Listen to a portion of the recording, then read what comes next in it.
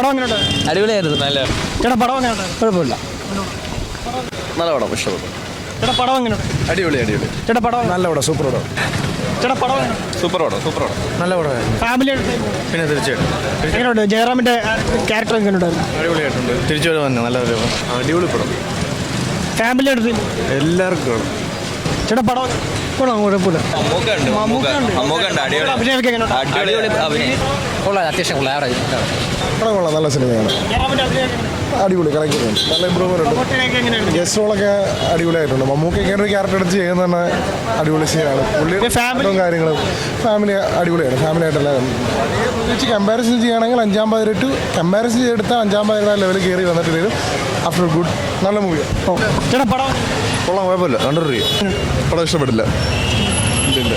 പടം കൊള്ളാം, നല്ല പടമായിരുന്നു. മൂവിയാണ്. ആ ഫാമിലി ആയിട്ട് കാണാൻ പറ്റിയ പടമാണ്. ജയറാമിന്റെ ക്യാരക്ടറൊക്കെ എങ്ങനെയുണ്ട്? ജയറാമേട്ടൻ നല്ല കമ്പാക്കാണ്. സ്പോയിലായി പോകും പറഞ്ഞു. ആ ജയറാമേട്ടൻ നല്ല കമ്പാക്കാണ്, നല്ലൊരു ക്യാരക്ടറാണ്. കൊള്ളാം, നല്ല പടം. അവർ പിന്നെ ത്രില്ലർ സ്വഭാവമുള്ള പടമാണ്. ഫസ്റ്റ് ഹാഫൊക്കെ നല്ല ത്രില്ല് പോയിട്ട് സെക്കൻഡ് ഹാഫ് ഒരു ഇമോഷണൽ ടച്ചാണ് കൂടുതൽ. നല്ലൊരു ഫ്ലാഷ് ബാക്ക് വെച്ചിട്ട് ലെങ്തുള്ള സ്റ്റോറിയൊക്കെ ആയിട്ട് ജയറാം നല്ലൊരു പുതിയൊരു ജയറാമാണ്. നമ്മൾ ഇതുവരെ കണ്ട ഒരു ജയറാമേട്ടനല്ല. ഒരു നടത്തത്തിലായാലും രൂപത്തിലും എല്ലാം ഒരു ഫ്രഷ്നെസ് ഫീൽ ചെയ്യുന്നൊരു ക്യാരക്ടറാണ്.